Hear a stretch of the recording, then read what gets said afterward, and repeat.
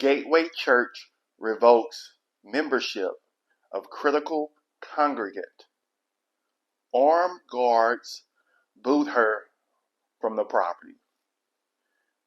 Again, Gateway Church revokes the membership of a congregant who was critical of the lack of information pertaining to the Robert Moore scandal. They had armed guards and they booted her from the property. Now, I'm on the outside looking in. I don't know specifically, but I'm just reporting the news here. We all know what happened with Robert Morris and the scandal and the lies and the deception against Cindy Clementshire and her family. But let me know what you think in the comments below as I read this article. A former Gateway Church member who had her membership revoked and was allegedly forced off church property by armed guards for publicly criticizing the Texas megachurch for its alleged lack of transparency and accountability amid child essay allegations against founder Robert Morris is now speaking out. Now, I don't know why it took her this amount of time to speak out. Only she knows. And of course, based on the facts that have been coming out about lack of transparency, lack of communication, and lack of integrity by Robert Morris and some of the Gateway staffers, I'm not surprised. And I would surmise that maybe she's coming out now because she was pressured into not saying anything. She was strong-armed into remaining silent because some of the things that have happened in the past at Gateway Church, per these articles, it doesn't feel that that's a possibility. So individuals who have been victimized or pressured into doing something against their will, oftentimes they feel they're ashamed to come out because they feel that they're going to be under more attack.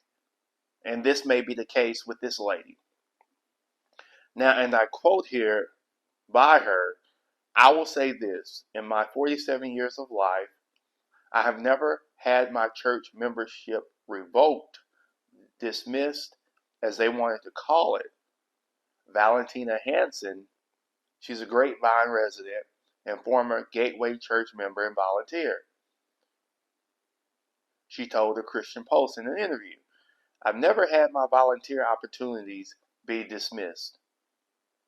Now, we know that Morris resigned as Gateway Church's senior pastor on June 18th after 54-year-old grandmother Cindy Clementshire reported that Morris began essaying her on December 25th of 82, when she was just 12 years old, and continued with the A for 4.5 years after that.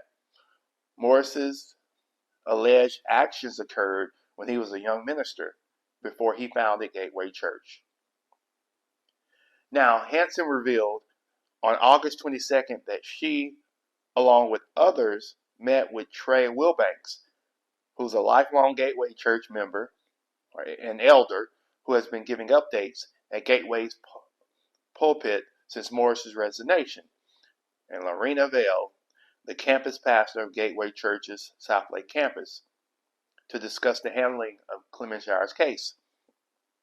Now, she accused Wilbanks of falsely claiming that Gateway Church's attorneys were in communication with Clemenshire's attorney, Boz Chivajan, about restitution for the trauma she suffered as a result of Morris's alleged aid in her initial treatment by Gateway Church. She also claimed that Wilbanks was deceptive and evasive in the meeting when she asked questions about the church's finances. She stated that Wilbanks assured her that the church's financials are in order and Gateway Church has assets totaling $500 million.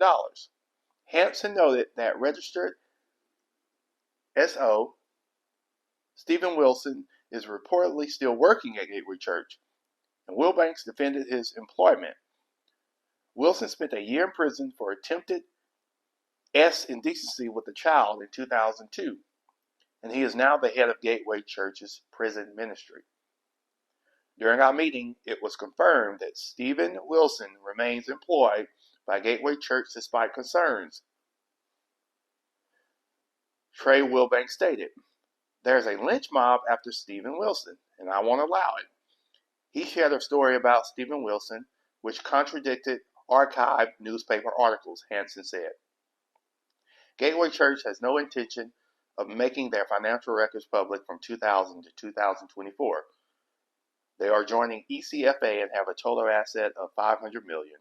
Trey Wilbanks, a CPA, claimed that financials are in order, she added in a Facebook post. In a letter dated September 6, a copy of which was shared with CP, Gateway Church's Board of Elders accused Hansen of sowing discord and conflict, which justified revoking her membership according to Titus 3:10. The scripture states, "Warn a divisive person once, and then warn them a second time. After that, have nothing to do with them." The past 3 months have been the most challenging in the history of Gateway Church, and it has been a time of entirely understandable concern and appropriate, earnest questioning of the church's leadership by its members.